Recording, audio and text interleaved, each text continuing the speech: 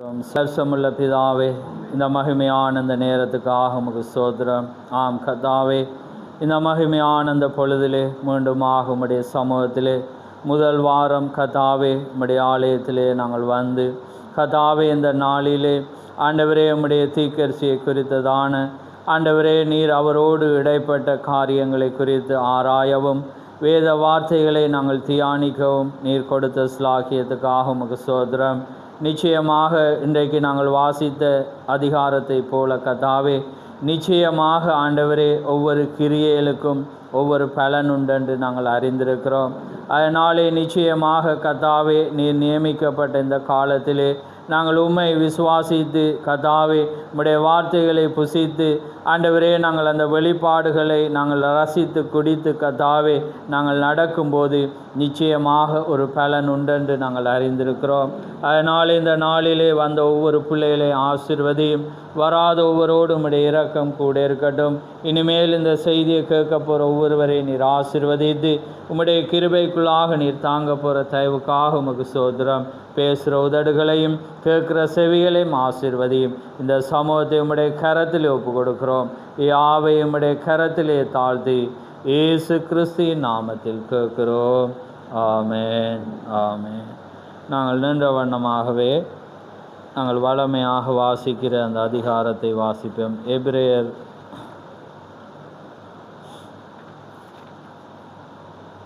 12ஆம் அதிகாரம் 1ஆம் வசனத்தை நான் வாசிக்கிறேன்.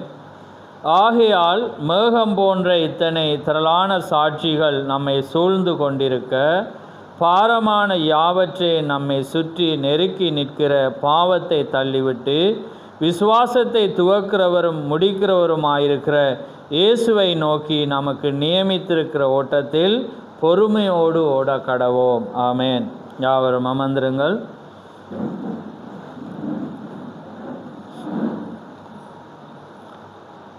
கர்த்தருடைய பரிசுத்த நாமம் மகிமைப்படுவதாக. ஆமேன். தர்மையான நாளிலே தீர்க்கதரிசியுடைய வாழ்க்கை வரலாறு, அதாவது ஆண்டவராகிய இயேசு கிறிஸ்து அவருடைய வாழ்க்கையிலே இடைப்பட்ட காரியங்களை குறித்து நாங்கள் பார்க்க போகிறோம். ஏனென்றால் இன்றைக்கு லூக்கா 17:30 சொல்லப்பட்ட வண்ணமாக அந்த மனுஷகுமாரனுடைய ஊழியம் தீர்க்கதரிசிக்குள்ளாக நிறைவேறினதை நாங்கள் பார்க்குறோம். ஆமேன். அந்த ஊழியத்தை தேவன் இன்றைக்கு மீண்டும் நான் வருவேன் என்று அவர் வாக்கு கொடுத்திருந்தார். ஆனால் அவர் எப்படி வர முடியாது? மாமிசமாக வர முடியாதபடினாலே அவர் என்ன செய்தார்? ஆவியாக வந்து அந்த மினிஸ்ட்ரி, அந்த ஊழியத்தை அவர் என்ன செய்தார்? முடித்தார். அதனால தான் நாங்கள் இதில் மேன்மைப்படுத்துறதுக்கு காரணமும் இதை நாங்கள் ஆழமாக அன்றைக்கு எப்படி இயேசு கிறிஸ்து இந்த பூமியில் இருந்து நடப்பித்த அதே கிரியைகள் பலமாக இருக்கும் என்று நாங்கள் அறிந்திருக்கிறோம். அதை அதிகமாக இருக்கும். ஏனென்றால் அன்றைக்கு ஒருவர், இன்றைக்கு எப்படி இருக்கிறோம்? பலராக இருக்கிறோம். அதே நேரம் தேவன் அதே மினிஸ்ட்ரி பரிசுத்த ஆவிக்கு விரோதமாக அங்கே பரிசுத்த ஆவியானவர் இன்றைக்கு அவருக்குள்ளாக இருந்து நடப்பித்த காரியங்களை நாங்கள் பார்த்து வருகிறோம். அப்படியானா இந்த அற்புதங்கள் எல்லாம் பார்க்குற வேளையில் பார்த்திங்கன்னா அது பல்லாயிரக்கணக்கான அற்புதங்கள். இன்றைக்கு நாங்கள் அப்படியான அற்புதங்களை பார்க்க போகிறோம். ஏனென்றால் தேவன் அவருக்கு ஒரு அழைப்பை கொடுத்து அந்த கிரீன் மில் அவர் ஜெபிச்ச பிற்பாடு அவர் என்ன செய்கிறார்? அந்த அவருடைய ஊழியத்தை அவர் அறிஞ்சு கொள்கிறார். அதுக்கு பிறகு தேவன் அவருக்கு ஒரு கர்த்தருடைய தூதனானவர் அவருக்கு ஒரு வாக்குறுதியை கொடுக்கிறார். என்ன? நீ உண்மையாக இருந்து ஜனங்கள் உன்னை நம்புவாங்களா இருந்தால் உனக்கு முன்னால் எது கூட எந்த வியாதி கூட என்ன செய்யாது?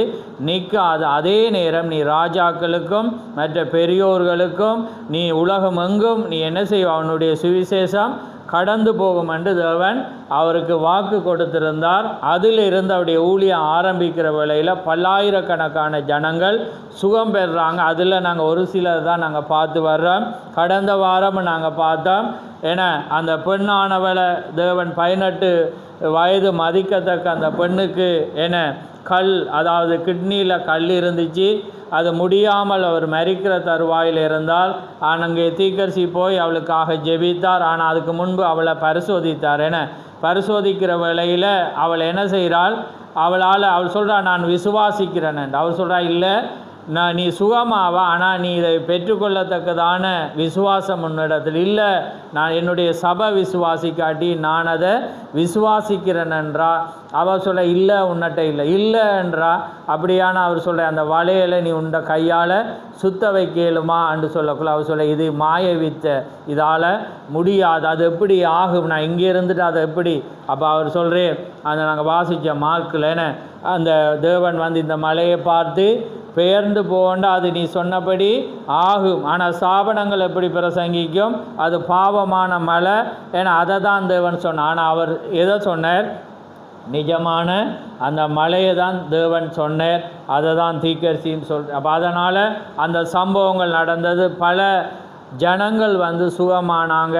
ஆனால் எங்களுக்குள்ளே அப்படி வர்ற வழியில் ஒரு கேள்வி வரும், அப்படியானா எல்லாரும் ரட்சிக்கப்பட்டு பரலோகத்தில் இருப்பாங்களான்றது அது எங்களுக்கு தெரியாது. ஏன்னா இயேசு கிறிஸ்துடைய வாழ்க்கையிலும் அவர் பல்லாயிரக்கணக்கானவங்களை சுகமாக்கினேர், ஒரே நேரத்தில் 10 பேரை. ஆனால் யார் ஒருவன் தான் சாட்சியாக வந்தவன், மற்றவன் வரையில் மறக்கப்பட்டு போனான். அப்படியானா தேவன் ஏன் இதை செய்கிறாரண்டா எங்களுடைய அனுபவத்தை தேவன் வளர்ச்சி பெற. ஏன்னா அந்த அற்புதங்களை நான் எடுத்து வாரதும் பல விதங்களில் அது உங்களுக்கு ஒரு பிரயோசமான அற்புதங்களை தான் நானும் கொண்டு வரேன். எல்லாம் கொண்டு வந்தால் அது இன்னும் ஒரு 5-6 வருஷத்துக்கு ஓடிட்டுருக்குமே. அதனால தான் நான் அங்கே உங்களுக்கு ஏற்ற வண்ணமாக உங்களை விசுவாசத்தில் உயர்த்துகிற வண்ணமான காரியங்களை நான் உங்களுக்கு பிரசங்கிக்கிறேன். ரைட், இப்போ நாங்கள் இன்றைக்கு 1947ஆம் ஆண்டுக்கு வந்துட்டோம். போன வாரம் நாங்கள் 1946 பிரசங்கிச்சிட்டு இருந்தோம். இப்போ 1947ஆம் ஆண்டு அவரோட ஊழியம் நான் சொன்ன மாதிரி ஒவ்வொரு கூட்டங்கள் மாறி மாறி வர, ஜனங்கள் வர வர இவர் பிஸி ஆயிட்டு. அப்போ அதனால் இவருக்கு தீர்க்கதரிசிக்கு கடிதங்கள் வந்து குமிஞ்சு கொண்டே இருக்குது. அப்போ குமிஞ்சு கொண்டு இருக்கிறபடினால இவர் ஒரு தனி மனிதனாக பார்க்கலாம். அப்போ அவர் என்ன செய்கிறேன்டா சபையாரையும் அழைக்கிற உதவிக்கு அதே நேரம் அவருடைய மனைவியும் சேர்ந்து என்ன செய்கிறாங்க, அவர் சொல்கிற அந்த லெட்டரை 2ஆக பிரியுங்க. ஒன்று வியாதியஸ்தருக்காக உண்டாகவும், அடுத்ததை நீங்கள் பிரிக்கணும் ஊழிய அழைப்பு.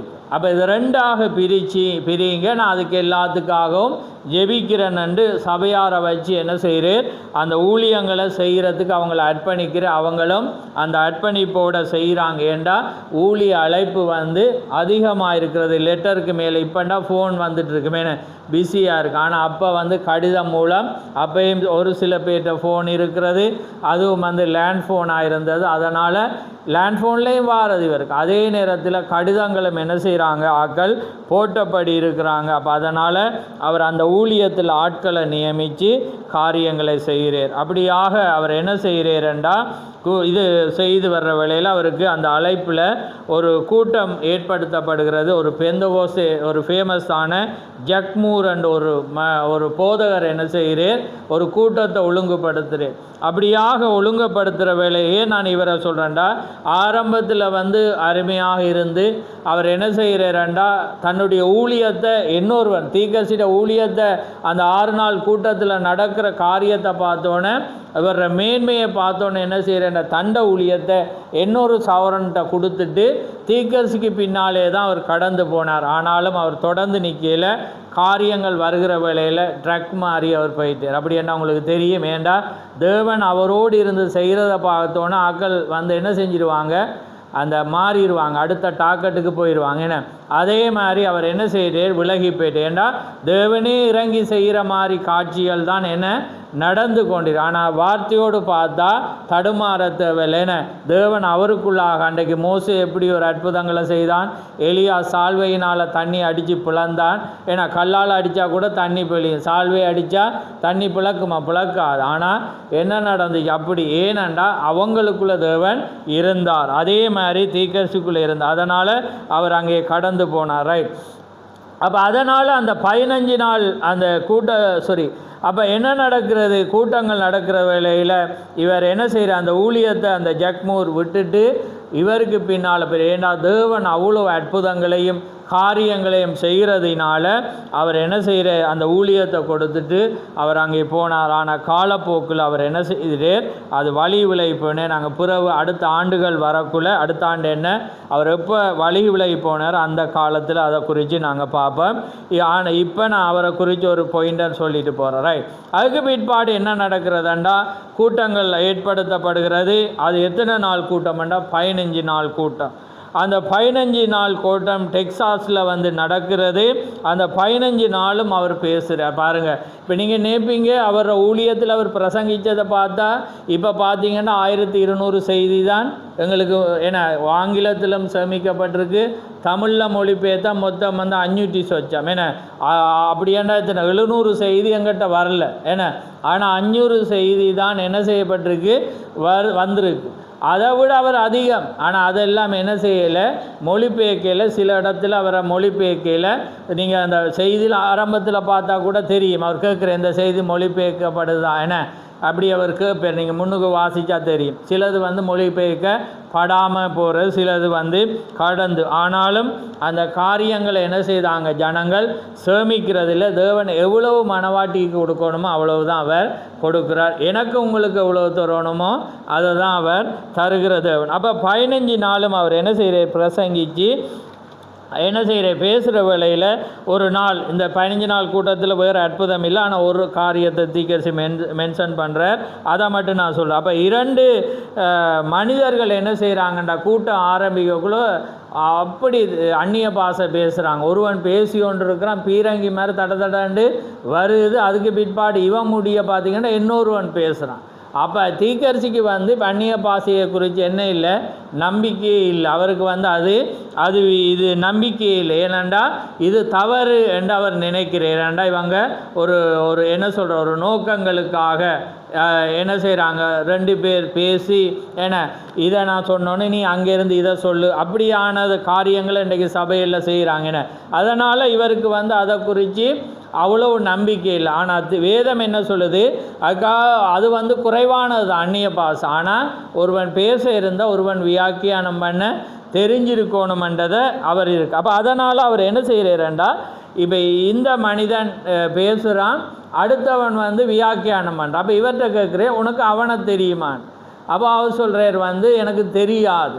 அப்போ நீ எப்படி இந்த கூட்டத்துக்கு வந்தாண்டுக்குள்ள அவர் சொல்கிறார், இப்படியாக கூட்டம் நடக்கிறதுன்னு நான் பத்திரிகை வாயிலாக ஜனங்கள் சொல்லி கேள்விப்பட்டேன், நான் அதனால தான் வந்தேன். அப்போ நீ என்ன உண்ட தொழில் என்றக்குள்ள அவன் சொல்கிறான், நான் ஒரு விவசாயி என்று சொல்கிறேன். அப்போ இவருக்கு ஒரு நம்பிக்கை, இவங்க தெரியாதான் என்றாலும் இவங்க என்ன செய்கிறாங்க, ஏதோ ஒன்று நடக்குன்னு. அவனை போய் கேட்குறேன், உனக்கு இவனை தெரியுமா? அவன் சொன்னால் எனக்கு தெரியாது, நான் வந்து இப்படியாக என்னையும் அழைச்சாங்க, அதனால தான் நான் வந்தேன், நான் என்னுடைய தொழில் வந்து வியாபாரி என்று சொல்கிறேன். அப்போ தீர்க்கதரிசிக்கு ஒரு நம்பிக்கை வருது, இது உண்மையாகவே பேசப்படும். அப்போ என்ன பேசப்பட்டதண்டா, உன்னுடைய முன்னோடி முதலாம் வருகைக்கு முன்னோடியாக இருந்தது யோவான் ஸ்நானனை போல உன்னுடைய 2ஆம் வருகைக்கு உன்னுடைய செய்தி முன்னோடியாக இருக்குமென்றதை இவன் பேசியிருக்கான், அவன் டிரான்ஸ்லேட் பண்ணியிருக்கான். இப்போ தீர்க்கதரிசி என்ன நினைக்கிறேன்டா, இதை பரவலாக இது ஏற்கனவே சொல்லப்பட்டது தானே, அதை வச்சு சொல்லலாம் தானே. ஒருவர் திரும்பவும் வந்து ஒரு காரியமாக சொல்லோன்னா அவர் சொன்னோன்னா இப்போ இவர் வியப்பேரன்.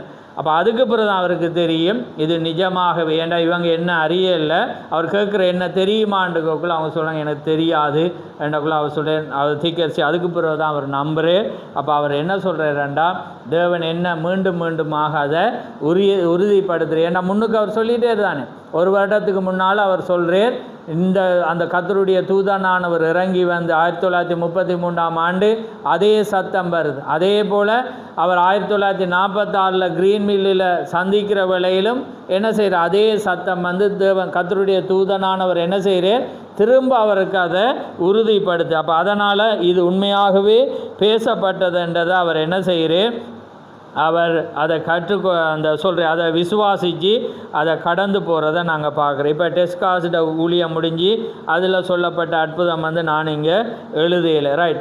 இப்போ பார்த்தீங்கன்னா அடுத்த கூட்டம் வந்து பீனிக்ஸில் நடக்குது. நான் இதை சொல்கிறேன்டா, முக்கியமான எப்படி இந்த அந்நிய பாஷையை குறித்து தீர்க்கதரிசி புரிந்து வச்சிருந்தேன். ஏன்னா அது முன்னுக்கு நாங்கள் பார்த்தனாங்க அந்த பெந்தகோஸ்தே பாஸ்டர் எப்படி பெரிய கூட்டங்கள் ஆயத்தப்படுத்தி ஊழியத்தை விட்டுட்டு வந்தாலும் காலப்போக்கில் அவர் விலகி போனார். அப்போ முன்னுக்கு நான் ஆரம்பிக்க முன்னே சொன்னேன்னா அற்புதங்கள் நடந்ததுக்காக அந்த அவ்வளோ பேர் அங்கே வருவாங்கன்றது இல்லை. ஒருவேளை அவங்க அற்புதங்களை பெற்றுட்டு பிறகு அப்படியான உங்களுக்கு வரும். அப்போ ஏன் தேவன் அவங்களுக்கு செய்து அது ராஜாதிபத்தியம். ஏன்னா ஒரு ஆத்துமாவை உள்ளே கொண்டு வரவோ அல்லது தேவன் ஒரு நியாய தீர்ப்புக்காகவோ அல்லது தேவனால் இது முடியும் என்பதை காண்பிக்க அவர் செய்வார். அதுக்கு ஒரு வசனம் இருக்குது, நான் ரோமரில் பார்வோனை குறித்து சொல்கிறேன். என்னுடைய மகிமையை நான் நிலை நிறுத்தும்படியாக பார்வோனை நான் என்ன செய்தேன், ஏற்படுத்தினேன். அப்போ பார்வோனை கொண்டு வந்தது யார்? தேவன் தான். ஏனென்றால் அவர மகத்துவம் தெரியும். அவன் கடினப்பட்டபடியாக தானே தேவன் 10 அற்புதங்களை செய்து காட்டு. அவர் இழுத்துட்டு போயிருக்கலாம், 10 எடுத்துட்டு அவர் போயிருக்கலாம். அவர் ஏனென்றால் அந்த அற்புதத்தை கண்டும் அவங்க கடினப்படுறாங்க. அப்போ அதே நேரத்தில் இந்த இஸ்ரவேல் ஜனங்களும் தேவன் எவ்வளோ பெரியவர்ன்றதை காணும். அதே நேரம் அவனும் என்ன செய்யணும், இவங்களோட கடவுள் தான் உண்மைன்றதையும் அவன் காணும். அப்போ தேவண்ட மகிமையை காட்டதான் அவன் நிலை நிறுத்தி. அப்போ அதனால் இதை தவறா ஒருவேளை அற்புதங்களை கண்டு பின்வாங்கி போவாங்க. ஏன்னா எத்தனையோ நானே கண்டிருக்கேன். இந்த ஊழியத்தில் கூட நான் சொன்னேன், ஏன்னா கன்னியால் எங்களுக்கு அதிகமாக கூட்டம் இருந்து, ஆனால் அவர் சாப்பிட இயலாமல் ஏன்னா குடல் அறுக்கப்பட்டு இருந்தவர். ஏன்னா ஒரே தண்ணி ஒன்று தான் ஜெபிச்சு, அதுக்கு விட்டு ஸ்போர்ட்டில் விசுவாசமாக இருந்தாங்க. ஆனாலும் அவங்களுக்கு என்ன இல்லை, வரணும் என்ற எண்ணம் வரையில். ஏனென்றால் அது அப்போ நான் அதை சிந்திக்கிறேன். ஆனால் இதெல்லாம் தான் என்ன அது ஊக்கப்படுத்தினேன். ஏனென்றால் இப்போ நாங்கள் நினைக்கிறோம் அவங்க அப்படி வந்தால் அது வரணுமன், அவங்க வராமல் போவாங்க. ஏண்டா அது தேவனுடைய இரக்கம். ஆனால் ஒரு நாள் அதை தேவன் என்ன செய்வார், கேட்குற வேளையில் காரியங்கள் நடக்கும். அப்போ அதனால் பல்லாயிரக்கணக்கானவங்க வந்தாலும் பெற்றுக்கொண்டாலும் அவங்க சில பேர் தான் என்ன செஞ்சாங்க, நிலைச்சி நின்றதை நாங்கள் இப்போ பீனிங்ஸில் கூட்டம் நடக்கிற வேளையில் ஒரு என்ன நடக்குதுன்னா ஒரு குழந்தைக்கு காக்கா வலிப்பு. அப்போ காக்கா வலிப்பு என்ன செய்கிற பிக்ஸ் வர்றது, அதனால் அதை அலக்கழித்து அந்த ஆவி உங்களுக்கு தெரியும். ஏன்னா அந்த நாட்களில் அவங்க அலைவாங்க. அது எல்லாமே வேதத்தில் எப்படி அழைக்கப்படுது, பிசாசு என்ற காரியம். என்ன அப்போ அதனால் என்ன செய்கிறது, அப்படி இருக்கிற வேளையில் தீக்கர்சி என்ன செய்கிற, தீக்கர்சிட்ட ஜெபிக்க வர வேளையில் தீக்கர்சி சொல்கிற சபையாரை பார்த்து நீங்கள் எல்லாரும் என்ன செய்யுங்கண்டா பயபக்தியாயிருங்க. ஏன்னா இது பொல்லாதது. ஏன்னா இயேசு கிறிஸ்து செய்யக்குள்ளேயே அந்த ஆவி என்ன செஞ்சிச்சு போனேன்னு அது பயங்கர அட்டகாசம் காட்டி என்ன செய்கிற எல்லாத்தையும் விழுத்தாட்டி நுர தள்ளி ஏன்னா அவன் உருண்டு புரண்டு எல்லாமே வேதனைப்படுத்தி போனது. அப்போ இருக்கிறவனை குழப்பிட்டாங்கன்ட்டு மக்கள் நினைப்பாங்க.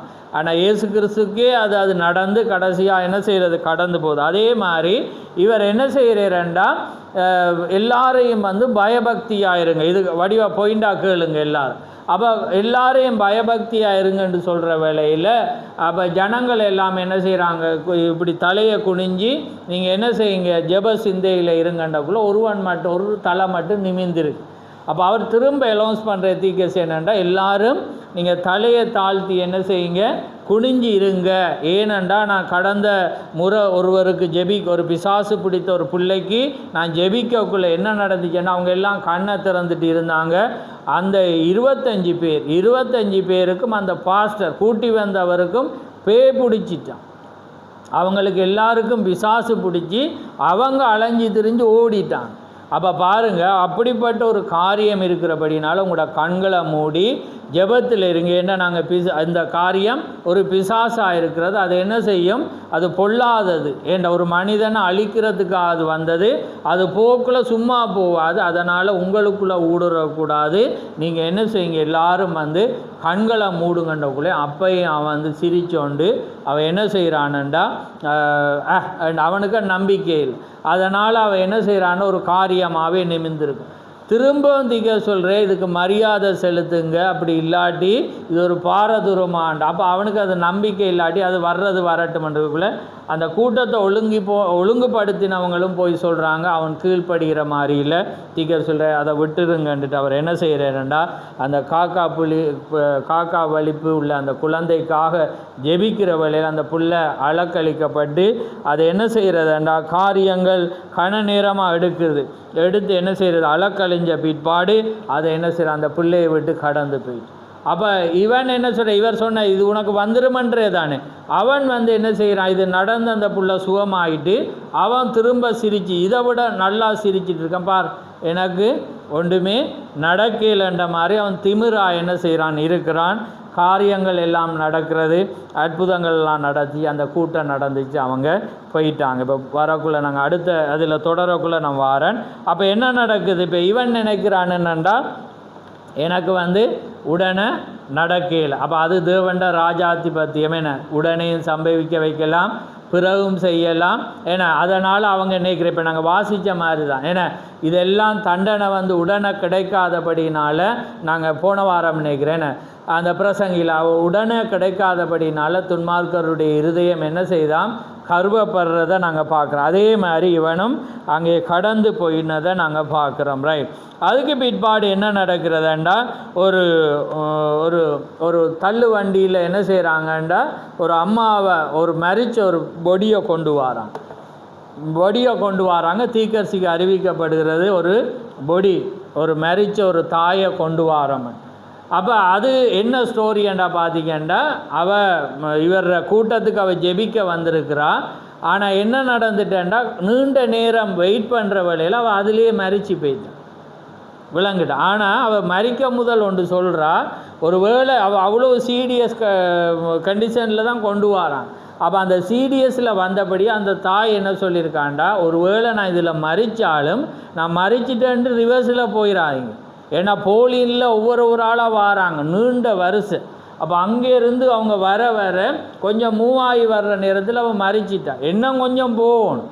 அப்போ அதனால் நீங்கள் என்ன செய்யக்கூடாதுன்னா திரும்பி போகக்கூடாது, என்ன பிரணாம்பிட்ட கொண்டு போய் ஜெபிக்கணும். பாருங்கள், இது விசுவாசம். விளங்குது அவங்களுக்கு? இதுதான் காரியம். நாங்கள் அதை மறிக்க சுகத்தை பெறுறவங்களும் அந்த விசுவாசம் இருக்கணும், அவங்களுக்கும் சொல்லி கொடுக்கணும். அப்போ தான் அவங்களுக்கு தெரியும். ஏன்னா அப்போ அதனால் என்ன நடந்தாலும் நீங்கள் அப்போ அதனால் அதை மறிச்சு அப்போ தீக்கர்சி பல்ஸை பார்க்குறேன், அது எல்லாமே போயிட்டு. ஆனாலும் தேவனிடத்தில் கேட்குறோம், அந்த கணமே அவள் என்ன செய்கிறான், அதிலேயே உயிரோடு எழும்புகிறோம். ஆமே.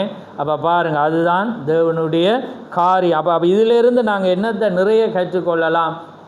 அந்த காத்திருப்பு. அதான் அந்த காத்திருப்பு. தீக்கர்சி அவள் காத்திருக்கிறா. அதில் அவங்க முறுமுறுத்தாங்களே, என்ன மனுஷனேன்னு சீரியஸ் அப்படி முறுமுறுத்தாங்களே, இல்லை பொறுமையோட அப்படி மறிக்கிற தருவாயில் இருந்தாலும் அந்த ஜெப விண்ணப்பத்துக்காக அவங்க என்ன செய்தாங்க, காத்திருக்கிறாங்க. நான் மறித்தாலும் என்ன அவர்கிட்ட கொண்டு போங்கன்னு சொல்லுங்க என்று சொல்லி அவளுடைய அந்த விசுவாசம் என்ன செஞ்சிச்சு, அங்கே அவளை உயிரோடு எழுப்பினதை நாங்கள் பார்க்குறோம். அதுதான் அந்த காரியம். அதே போல் தான் எங்களோட விசுவாசங்கள். அதான் நான் போன ஞாயிறு சொன்னது போல் நாங்கள் செய்கிற ஒவ்வொன்றையும் எங்களோட பிள்ளைகளோ அல்லது எங்களோட உறவுகளோ அல்லது அயலானோ அல்லது கணவன் மனைவியோ யாரோ ஒருவர் எங்களை பார்த்து கொண்டிருப்பாங்க. பாருங்கள், ஸ்தெவானுடைய மரணம் மரிக்கக்குள்ள அவனுக்கு பூமாலை விழுற காட்சி, அவன் அந்த இடத்திலும் பிதாவே இவர்களை மன்னியும் என்ற சொன்ன வார்த்தை யாரை ரட்சித்தது?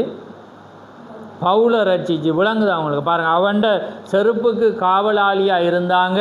அந்த இடத்துல அவன் நின்ற ஒரு மனிதன் பொல்லாதவனாக அந்த நேரத்தில் இருந்தான். அவன் வைராக்கியத்தில் தான் பொல்லாதவனாக இருந்தான். ஆனால் அவன்ட மரணம் மறிக்கக்குள்ளேயும் அவன் சாட்சியாக உங்களை மன்னிங்கன்னு சொல்லி மறித்தது எங்கே போச்சு, ஒரு ஆத்மாவை ரட்சித்ததுன்றதை நீங்கள் யோசித்து பாருங்கள். அதே போல தான் நாங்கள் எந்த சந்தர்ப்பத்திலும் எந்த சூழல்லையும் என்னோட வார்த்தைகளை விடக்கூடாது. அதுக்கு யோபுடைய சாட்சி தான் காரியம். அவன் சிந்தனையினாலும் சொல்லாலும் அவன் என்ன செய்யலையா, ஒரு பாவம் அவன் செய்யலை. அப்போ தேவன் அவன் தூசிக்கவே இல்லைன்னு வேதம் சொல்லுது. அதே மாதிரி நாங்கள் நடக்கிற வழியில் எங்களோட ஜீவன் பூமிக்கு போய் என்ன செய்யும், ஒரு கோதுமை எத்தனை கோதுமையை கொண்டு 100.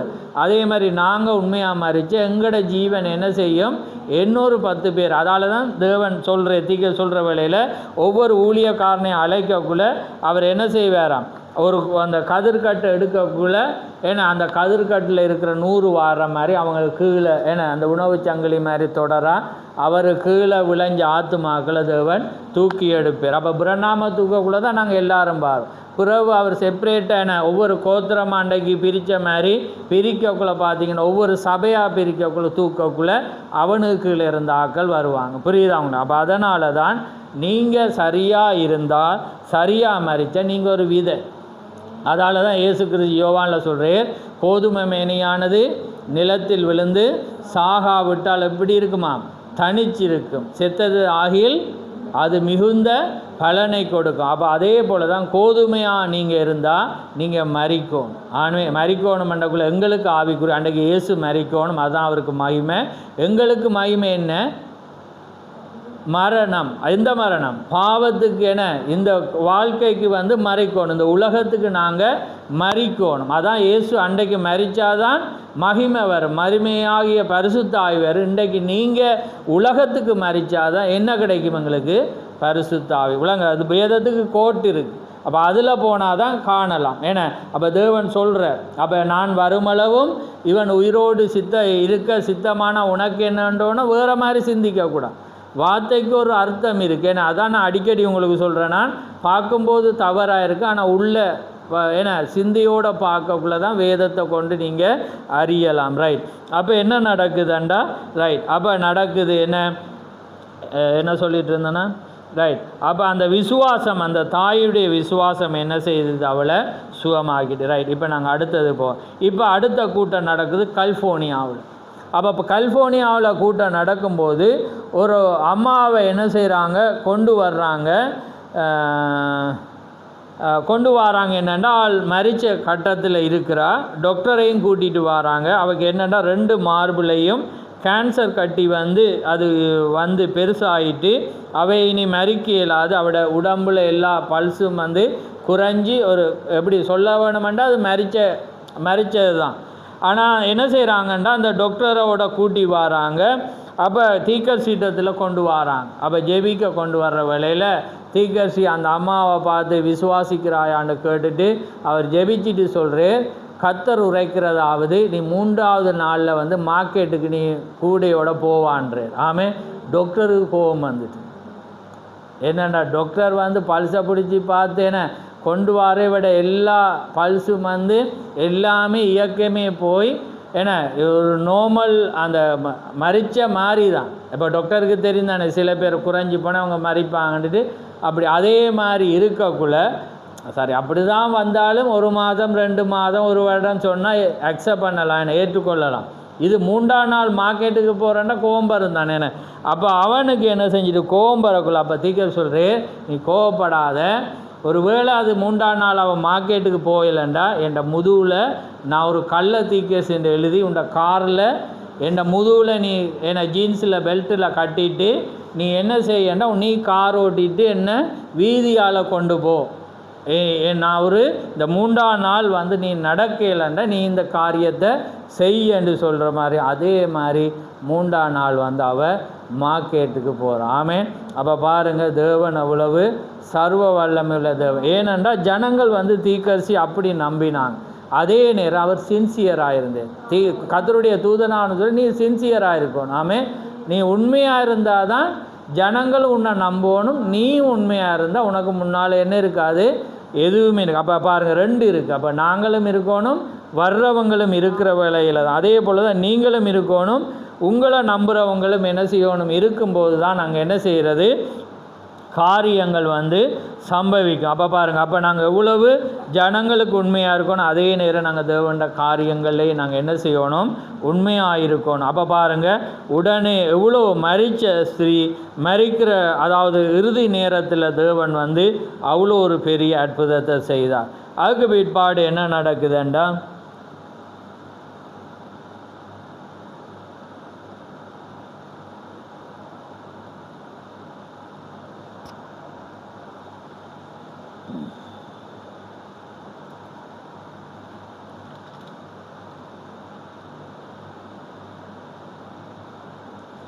ரைட். அப்போ சரி, அப்போ என்ன நடக்குதுன்னா இப்போ 3ஆம் நாள் இதை சுகமாயின பிறகு என்ன நடக்குதுண்டா, இந்த 3 நாளைக்கு பிற்பாடு 2 பேர் வாராங்க. அப்போ தீர்க்கதரிசியை கதவை தட்டிட்டு அவங்க கேட்குறவில்ல, அவர் கேட்குற என்னன்னு கேட்கல சொல்கிறேன், நீர் அந்த 3 நாளைக்கு முன்னால் அந்த சிறிய எப்படி சுகமாக்கினா நீ சொன்ன மாதிரியே அவள் 3ஆம் நாள் மார்க்கெட்டுக்கு போனால் அவள் சுகமானா என்பதை நாங்கள் உங்களுக்கு சொல்ல வந்திருக்கிறோம். அதே நேரம் அவருடைய கணவன் ஒரு பெரிய தொழிலதிபர். அப்போ அந்த தொழிலதிபராக இருக்கப்படினால அவர் உமக்கு கொடுக்க சொன்னார் என்று சொல்கிறாங்க. அப்போ சொல்லும்போது அது அவர் பார்க்குற விலையை பார்த்திங்கன்னா $15 லட்சம். அப்படி என்ற இலங்கை காசுக்கு பேசிக்கிறீங்கன்னா அது எத்தனையோ கோடி. ஏன்னா அவ்வளோ பெரிய டாலர் அங்கேயே பெறுமதி 15 லட்சம் டாலர்ண்டா யோசிச்சு பாருங்க. அதுவும் அந்த நேரம் தீர்க்கதரிசியுடைய காலத்தில். அப்போ அவ்வளோத்தையும் அவங்க உங்களுக்கு அனுப்பியிருக்கிறாங்கன்னோன்னு அவர் என்ன செய்கிறாருண்டா இது எனக்கு வேணாமன்னு. அப்போ ஏனண்டா அவர் சொல்கிற இது தேவன் சுகப்படுத்தினவர், அதனால் அது தேவனுக்குரியது. அப்போ அதான் தீர்க்க சொல்கிற வேளையில் அந்த டைமில் பார்த்தீங்கன்னா தீர்க்கதரிசியோட மனைவி ரோட்டுக்கு போய் தான் தண்ணி எடுத்து வரணும் குடத்தில். அதே நேரம் சின்ன 2 ரூமில் தான் வாழ்கிறாங்க. ஏன்னா அப்போ அவங்க நினைச்சிருக்கலாம் அதை எடுத்து என்ன செஞ்சிருக்கலாம். ஆனால் இது சுகத்துக்காக கொண்டு வர்ற வேளையில் அவர் என்ன செய்யலாத அங்கி. ஏண்டா அது பணமுமின்றி விலையுமின்றி நீங்கள் என்ன செய்யுங்க மீட்கப்பட்டீர்கள் என்று ஏசாயா சொல்லப்படுதேன். அப்போ அதனால் தீர்க்கதரிசி என்ன செய்ய அதை ரிஜெக்ட் பண்ணுறார். அந்த டைமில் அவருக்கு ஒரு டக்கண்டு மைண்டில் ஞாபகம் வருது அந்த நாகமாண்ட ஸ்டோரி. என்னென்னா நாகமானம் என்ன செய்கிறான் எலிசாட்ட வர்ற வேளையில் சுகமாற வேளையில் அவன் என்ன செய்கிறான் பொண்ணு உடமை வெள்ளியெல்லாம் கொண்டக்கள். எலிசா என்ன செய்யலாத எனக்கு வேணாம் நீ கொண்டு போ. அப்போ அதனால் அவன் கேயாசி கேட்டுட்டு என்ன செய்கிறான் அதை ஓடி போய் எடுக்கிற வேளையில் அவர் சொல்கிறான் நாகமானுக்கு வந்த குஷ்டரோகம் உனக்கு மட்டுமில்லை உன் சந்ததிக்கும் பெறுமென்று என்ன செய்தான் சபிச்சு விடுறதை நாங்கள் பார்க்குறோம். அப்போ பாருங்கள் அப்படியாக ஒரு வல்லமையான மனிதன். ஏனென்றால் அந்த எளிமை அதான் திக சொல்கிறேன். அந்த எலிசா அப்படி ஏன் அவன் இருக்கிறானண்டா நம்ம ஒன்றில் இருந்தோம்டா நம்ம நிறைய கடவுளுக்குள்ளே இருக்கிற குறை வேறொன்றும் இல்லை. அப்போ அது என்ன செய்யுமாண்டா அது எங்களை தூர கொண்டு போகும். அப்போ அதனால் அந்த எளிமை அதால் தான் திகேசியும் பாருங்கள் அவரோட பேரில் எழுத வேணாம் அது சபைக்காக கொடுத்து பாருங்கள். அவர் மரிச்சோன்னா அந்த வீடு பிள்ளைகளுக்கு போயிடும். அது என்னதான் போயிட்டான்டா என்னவா மியூசியமாக போயிட்டு அதில் அவர் என்ன சுட்ட கன்னுகள் எல்லாமே. ஏனண்டா நாங்கள் பூமியில் ஒன்று கூட பாருங்கள் அதனால தான் அவர் ஆள போச்சு. அதே போல் தான் நானும் நீங்களும் அந்த மைண்டுக்கு நாங்கள் வர மாட்டோம். நாங்கள் வர என்ன செய்யணும்னா உலகமங்களை ஏதோ ஒரு வழியில் என்ன செய்யும். நானே ஊழியத்தில் எங்கேயாவது ஒளிஞ்சி இருப்போமான்னு கூட நாங்கள் நினைக்கிறேன். ஏனெண்டா கஷ்டம் இப்படி இருந்தால் நம்ம பல காரியங்களை என்ன செய்யணும் சந்திக்க வேண்டி வரும். பல மனிதர்களை சந்திக்கக்குள்ள சூழலை சந்திக்கணும். சூழலுக்கு ஏற்ற மாதிரி நாங்கள் நடக்க வரக்குள்ள அது என்ன செய்யும் எங்களோட ஆவியை அவிச்சு போட்டுரும். ஏன்னா அது என்ன செய்யுமெண்டா தூர கொண்டு போகும். அப்போ அதனால தான் தீர்க்கதரிசியும் எடுக்கு. ஏன்னா அந்த எளிமை தேவனிடத்தில் சேர்க்கும். ஆமென். அந்த எளிமையான காரியங்கள் அதை என்ன செய்யுமெண்டா காரியங்களை நடத்தும். ரைட். அப்போ பாருங்கள் தீர்க்கதரிசி சொல்ல இல்லை அது எனக்கு வேணாமென்று சொல்லி அவர் என்ன செஞ்சிட்டார் அவங்கள அனுப்பி விட்டுட்டார். அவங்க எவ்வளோ ப்ளீஸ் பண்ணி பார்த்தாங்க. இல்லை இது உமக்கு அவர் பெரிய தொழிலதிபர் இது உமக்காக தான் இது என்று சொல்கிற அவர் சொல்லிய வேணாம் நீங்கள் போங்க என்று சொல்லி என்ன செஞ்சுட்டு அனுப்பினதை நாங்கள் பார்க்குறோம். ரைட். அதுக்கு பிற்பாடு பாருங்கள் இவர் 2 மணி இரவு மிட் ஆகிட்டு 2 மணிக்கு கூட்டத்தை முடிச்சுட்டு அவர் என்ன செய்கிறாருண்டா ஹோட்டலுக்கு வாரு.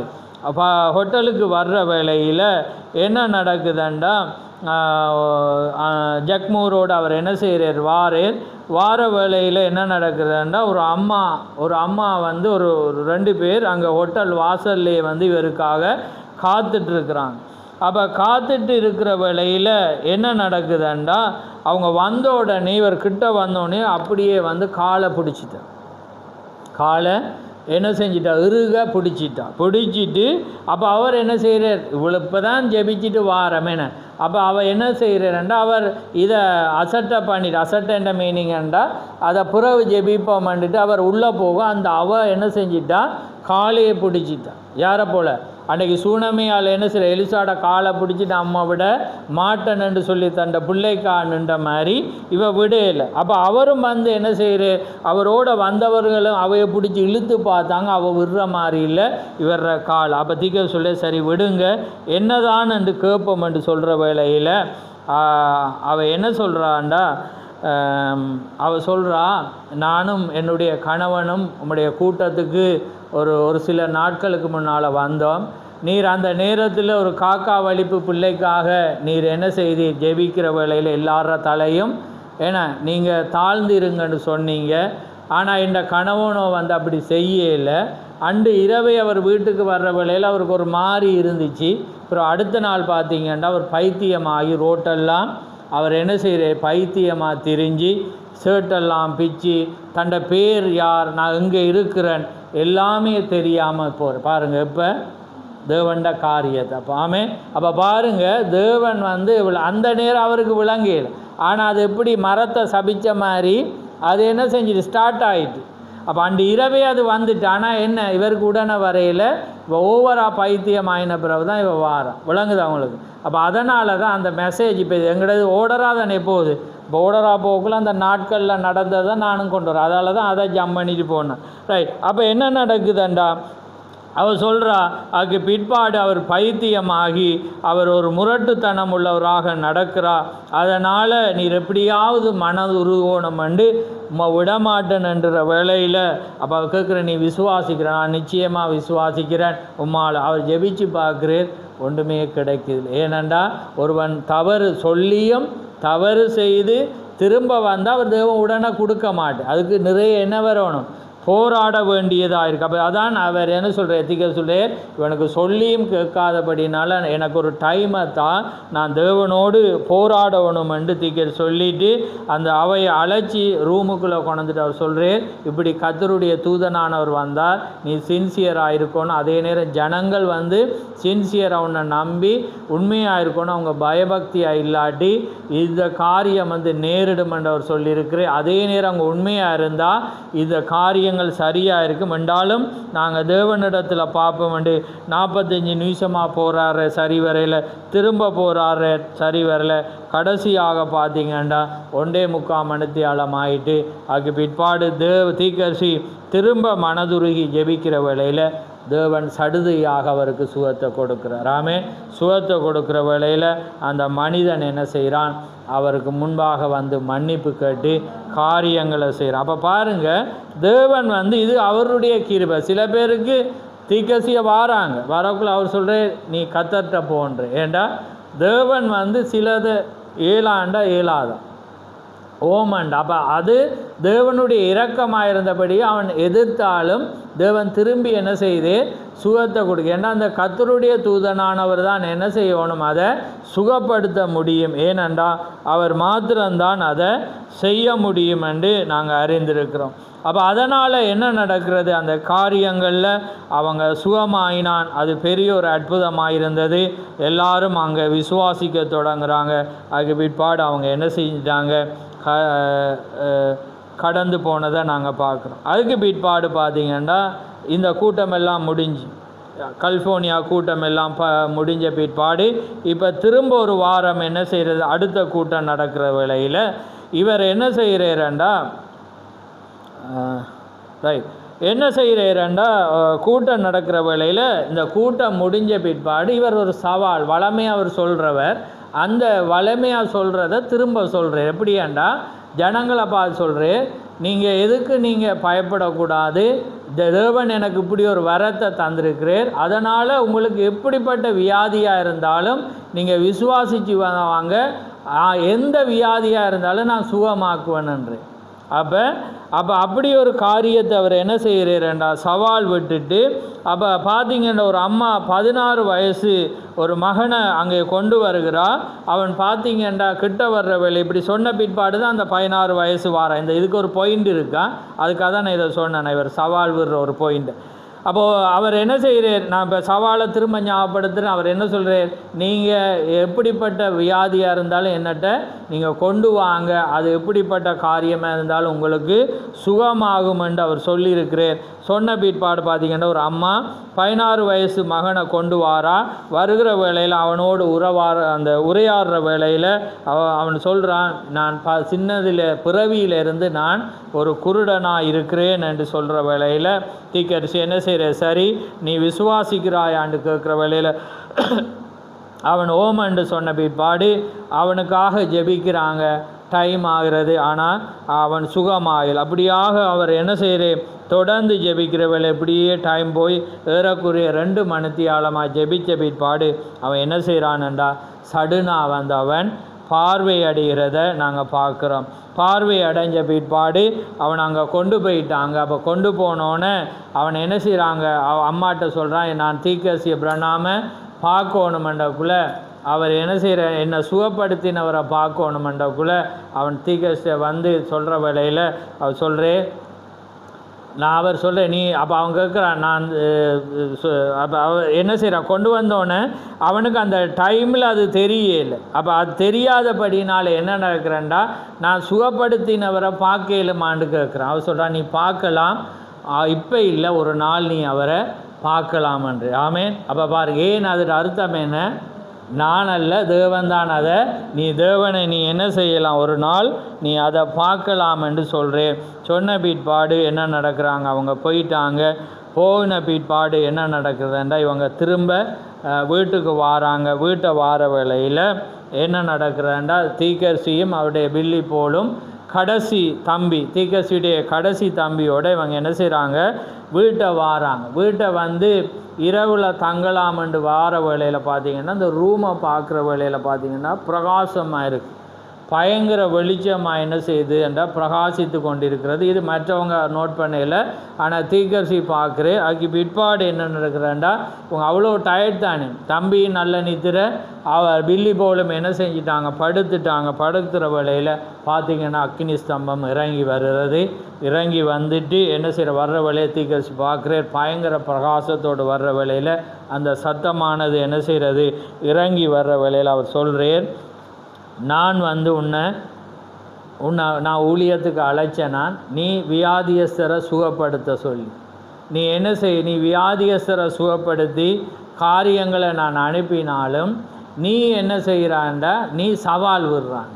அதாவது நீங்கள் யாரெல்லாம் வாங்க, எப்படி வியாதி என்றாலும் வாங்க என்றெல்லாம் நீ அழைச்சி நீ சவால் விடுறபடியே ஆக்கள் நினைப்பான், எல்லாம் எதை கொண்டாலும் என்ன சுகமாக்க. ஆனால் இது யார் ராஜாதிபத்தியம், அது தேவன் யாரை சுகப்படுத்தணும். அதான் அன்றைக்கு நாங்கள் பெதஸ்தா குளத்தில் பார்க்குற வேளையில் எத்தனையோ முடவர்கள் இருந்தாங்க, எத்தனையோ ஆயிரம் பேர், ஆனால் ஒருவனை தான் தேவன் போய் என்ன செய்து சுகப்படுத்தின. அப்போ யாருக்குள்ளே இது இப்படி சொன்னால் என்ன நினைப்பாங்க, ஆக்கள் வார்த்தையை விசுவாசிக்காமல் எல்லாரும் வர துவங்கிடுவாங்க. புரியுதா? அப்போ அன்றைக்கு ஒரு காரியத்தை நாங்கள் பார்த்தோம், தீர்க்கதரிசி போக்குள்ள நீங்கள் எந்த நேரமும் என்ன தொடர்பு கொள்ளலாமன்னக்குள்ள இவர் கூட்டத்தை முடிச்சுட்டு வீட்டை வாரு 200 பேர் காத்துட்ருக்கான். அப்போ தான் விடியப்புறம் வாரு திரும்ப போகணும் வார வேளையில். ஏனென்றால் அந்த சொல்ல ஜனங்கள் என்ன செஞ்சிடுவாங்க, பிடிச்சிடுவாங்க.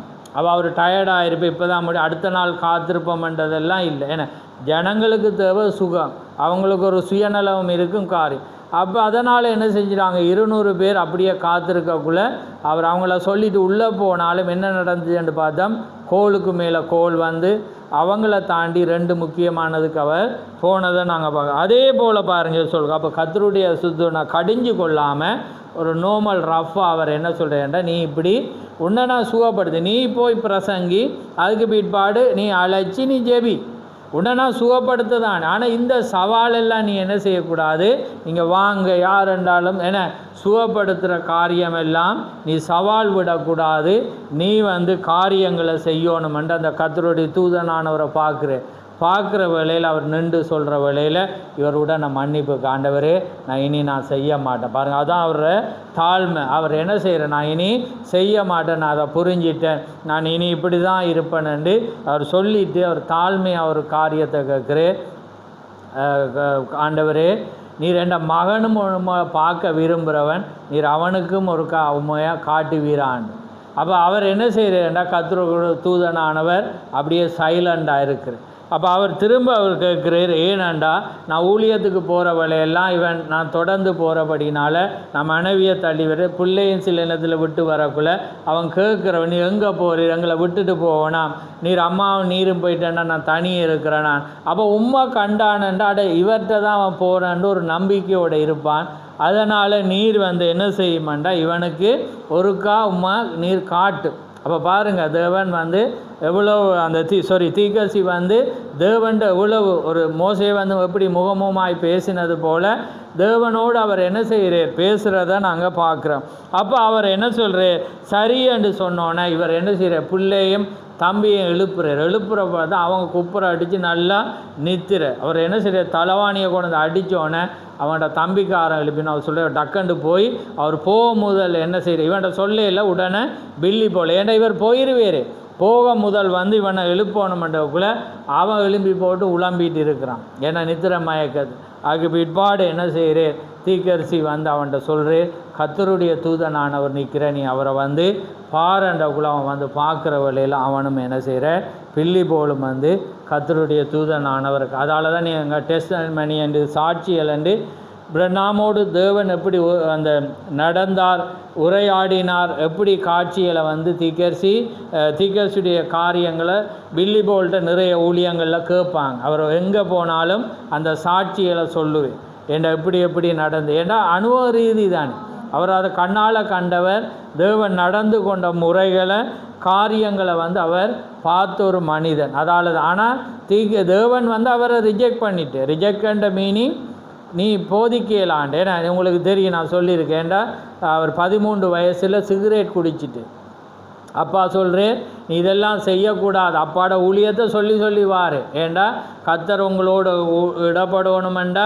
நீ புகைக்காதே, நீ இதெல்லாம் செய்யாது என்றக்குள்ள இவன் என்ன செய்கிறான், குடித்தபடினால தேவன் என்ன சொல்லிட்டேன்டா, இனி இவன் பிரசங்கிக்க ஏலான், ஏண்டா தெரிஞ்சோண்டு செஞ்சபடினால என்ன செஞ்சுட்டேர், அதை ரிஜெக்ட் பண்ணிட்டு. அப்போ ரிஜெக்ட் பண்ணினோன்னு என்ன நடந்துட்டேன்டா, அவர் போதிக்கல. அதால் தான் நீங்கள் எங்கே போனாலும் பார்த்தீங்கன்னா அவர் சாட்சி தான் சொல்லுவார், அவர் பிரசங்கி இல்லாட்டி அவர் ஒரு பெரிய போதராயிரு. ஏண்டா அனுபவம் தெரியும், ஊழியத்தில் தீக்கரிசியோடு போனது நடந்ததும் அவர். அதே நேரம் உங்களுக்கு தெரியும் ஹோப் வந்து என்ன, சத்திய பிரமாணம் என்ன, அதாவது வாக்கப்பெற, இவனை எங்கே போனாலும் இவனை நீர் கைவிடக்கூடாது. அதால் அவனோட ஊழியத்தில் எங்கே போனாலும் வந்து தேவன் கொண்டு பாருங்கள், தேவன் வந்து அவனை அதுக்கு எடுக்காட்டி மற்றதில் அவர் பாவிக்க முடியும். புரியுதா அவங்களுக்கு? அப்போ அதான் உண்ட அழைப்பையும் தெரிந்து கொள்வதில் உறுதி. அப்போ தேவன் அதில் என்ன ஊழியத்தில் இல்லைன்னா நாங்கள் அதை செய்ய போகக்கூடாது. அதுக்கு உங்களுக்கு தெரியும், செஞ்சால் என்ன விளைவுகள் வரும். ஆனால் அதிலே இருந்தால் ஆசீர்வதிப்பார். உசியாவை பார்த்தேன் தானே, என்ன உசியா ராஜா வந்து ஜெபிச்சு கீழ்ப்படிஞ்சு ராஜாவாக இருக்க மட்டும் அப்படி ஆசீர்வதிச்சு, ஏசாயாவே அவனை பார்த்து வியக்கிறார், அடே கடவுள் எப்படி இவன்ட ஜெபத்தை கேட்குறேன்னு அவனுக்கே பிரமிக்கிற மாதிரி. ஆனால் இன்னொரு ஆள்ற வேலையை போக்குள்ள ஒரே ஆட்டி, ஏன்னா அதுதான் தேவன். பாருங்கள், அப்போ தேவன் வந்து தான் ஒரு பதவியை தந்து, தான் ஒரு வேலையை தந்து, அதை மட்டும்தான் நாங்கள் என்ன செய்யணும், வேறு வேலைக்கு நாங்கள் தலையிடக்கூடாது. வேலோருக்கு மேலாலும் நாங்கள் என்ன செய்யலங்களை உயர்த்தக்கூடாது. அப்படி உயர்த்தினா அடிதான், அதுக்கு மிஞ்சின ஒன்றே இல்லை. அன்றைக்கு குஷ்டரோகம், இன்றைக்கும் குஷ்டரோகம் தான். இந்த குஷ்டரோகம் ஆவிக்குறி, அவங்க வளரையில. எப்படி குஷ்டரோகம் வந்து சத வளர்ச்சியை ரத்தோட்டத்தை நிப்பாட்டுற மாதிரி இவங்களோட ரத்தோட்டம், இவங்களோட ஜீவனை எல்லாமே நிப்பாட்டி, இவங்க மறிக்கிறது இவங்களுக்கு தெரியாது. ஆவிக்குரிய மரணம் ஏஞ்சிட்டு இருப்பாங்க கடவுளுக்குள்ளே இருக்கிற மாதிரி. ஆனால் அது என்ன செஞ்சிடும், மறிச்சு. அப்போ பாருங்கள், அந்த தீக்கரிசிக்காக அவர் கேட்ட ஒரு கேள்விக்காக தன்னோட மகனுக்கு என்ன செய்கிற கடவுள் தண்ணியை காட்டுறதை நாங்கள் பார்க்குறோம். அப்போ இதில் நாங்கள் நிறைய கற்றுக்கொள்ளலாம். அதே போல் நாங்கள் உண்மையாக இருக்கக்குள்ள தேவனங்களை முகமாக பேசுகிறதுக்கு அவர் பரிசுத்தமுள்ளராக இருக்கப்படினால நாங்களும் என்ன செய்யணும், அந்த வண்ணமாக நடக்கும்போது தேவன் காட்சிக்கு அவர் வருகிற தேவனாயிருக்கிறார். அப்போ பாருங்கள், அதனால் அவர் என்ன செய்கிறார், அந்த தூதனை காண்றதை நாங்கள் பார்க்குறோம். அதுக்கு பிற்பாடு அதோட நான் முடிக்கிறேன். அப்போ பாருங்கள், அப்படிப்பட்ட ஒரு காட்சியை அந்த பிலிப்போல காணவும் செய்து தேவனும் என்ன செய்கிறார், நீ இந்த காரியத்தை நீ செய்யாது, நீ போய் நான் காண்கிறவங்கள பிதாவானவர் காண்கிற தவிர நாங்கள் வேறு ஒன்றையும் என்ன செய்யக்கூடாது, செய்யக்கூடாது. ஏன்டா இப்போ நீங்கள் நினைக்கிறா அவர் இருக்கக்குள்ள தரிசனத்தில் கண்டோன்னே தான் அவர் சொல்லுவார், கர்த்தர் உரைக்கிறதாவது நீ 3ஆம் நாள் போவா அல்லது நீ சுகமா. அப்போ தேவன் காண்பிக்கிறதா நாங்கள் என்ன செய்யணும். அதுக்காக ஜனங்களும் அந்த வெளிப்பாடை பெற்றால் அவங்க காத்திருப்பாங்க. ஏன்னா அவர் உடனேயும் சொல்லலாம், பிறவும் சொல்லலாம், என்ன பிறவும் அவர் நடப்பிக்கலாம். அப்போ அதுக்கு தான் நாங்கள் இந்த தீக்கரிசியோடு தேவன் இடப்பட்டதை நாங்கள் பார்த்து வர்றோம். அதனால் நீங்களும் இதை ஆழமாக நீங்கள் புரிஞ்சு கொண்டால் தேவண்ட காட்சியை நாங்கள் கண்டு கொள்ளலாம். அவர் எளிமையில் கிரியை செய்கிறது, வேதத்தில் பார்க்குற அற்புதத்தை கொண்டு எங்களோட வாழ்க்கையில் ஒப்பிட்டு பார்க்குறோம் நாங்கள். என்ன அதே போல் இன்றைக்கு எழுதப்படாத வேதத்தின் காரியத்தை பார்க்கல எங்களுக்கு ஒரு ஊந்துதலாக இருக்குந்தானே, இப்படியெல்லாம் தேவன் நடக்கிறாரா, ஏன்னா செய்கிறாரா. அப்போ இப்படி நாங்கள் பெருமையாக பேசக்கூடாது. இது எல்லாமே சவால் விடக்கூடாது. ஏன்னா அவன் பிசாசுக்கு சவால் விடக்கூடாது. ஏன்னா அது எங்களோட வேலை இல்லை. ஏண்டா அவனை எங்களை போராடுறதுக்கு தேவன் வச்சிருக்கிறேன். நாங்கள் யாருன்றதை காட்ட அதே நேரம் யாருக்கு கொடுக்கணுமென்றதும் தேவன் வச்சிருக்கிறேன். அப்போ அதுக்கு நாங்கள் எந்த காலம் எந்த நிமிஷம் எல்லாமே அதில் எழுதப்பட்டிருக்கு. அப்போ நாங்கள் அதில் விடுவோம், அவர காரியத்தில் விடுவோம். ஆனாலும் தேவன் செய்வார், அந்த நிச்சயம் எங்களுக்குள்ளே இருக்கணும். ஆமேன். நாங்கள் மறித்தாலும் பிழைப்போம். பாருங்கள், அன்றைக்கு அந்த தாயிட நான் இதில் மறித்தாலும் கொண்டு போன்னு சொன்னாதானே. பாருங்கள், அதோட பரவாயில்ல, அவரை அடக்காராதனது அவர் தான் செய்யணும்னு போயிருந்தா அதையும் கேட்டிருப்பே தேவன். இவன் மறித்து விசுவாசத்தில் போயிருப்பான், ஆனால் அடக்காராதனே தீர்க்கதரிசி செஞ்சிருவான். ஆனால் அவட கேள்வி எப்படி இருந்துச்சு, நான் மறித்தாலும் அங்கே கொண்டு போய் அவர்கிட்ட ஜெபிங்க. அப்போ அதனால் அவள் என்ன செஞ்சால், உயிரோடு வந்தான். அப்போ பாருங்கள், அந்த வித்தியாசங்களை நீங்கள் என்ன செய்யணும், அறியணும். அப்போ நீங்கள் எதை கேட்குறீங்களோ அவர் செய்வேன். அதால் தான் வேதம் சொல்லி, நீங்கள் எதை கேட்டாலும் நான் அதை செய்வேன். அப்போ நாங்கள் எதை கேட்டாலும் அவர் அவருடைய சித்தத்தின்படியா. அப்போ அவருடைய சித்தத்தின்படி நீங்கள் எதை கேட்டாலும் அவர் செய்வார். ஆமே. அதே நேரம் நீங்கள் சித்தமில்லாத கேட்டாலும் செய்வார். ஆமே, அதுவும் அவர் தான். ஏன்னா அவர் நீங்கள் பிள்ளைகள் கேட்கக்குள்ள அவர் செய்வார். ஆனால் அது உங்களை அழிவுக்கு கொண்டு போகிறதும் அழிவுக்கு கொண்டு வாதாரதும் அது இருக்குது. அதனால் அது உங்களுடைய காரியம். கர்த்தர் உங்களை ஆசீர்வதிப்பாராக. நாங்கள் யாவரும் எழுந்திருப்போம்.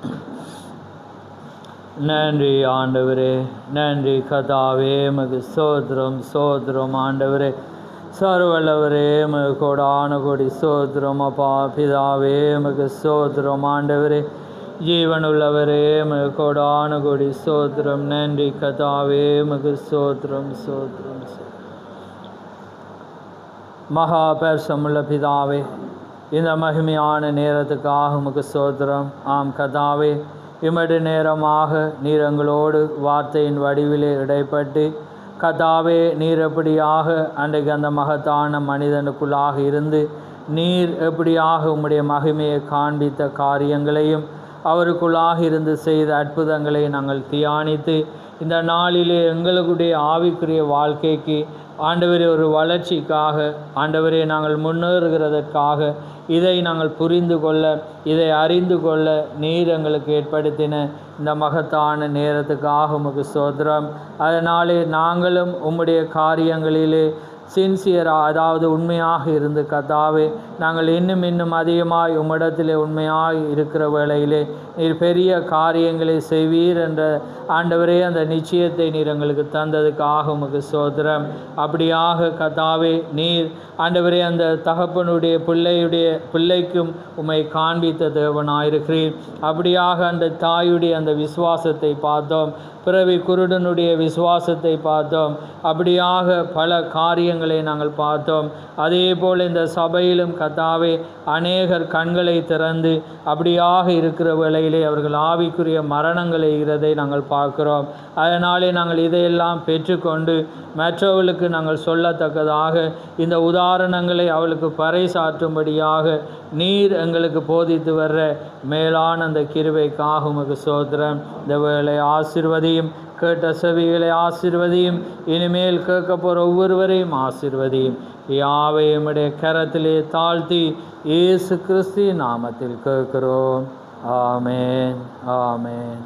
என் ஆத்துமாவே கர்த்தரை ஸ்தோத்திரி, என் முழு உள்ளமே அவருடைய பரிசுநாமத்தை ஸ்தோத்திரி. என் ஆத்துமாவே கர்த்தரை ஸ்தோத்திரி, அவர் செய்த சகல உபகாரங்களையும் மறவாதே. ஆமேன் ஆமேன்.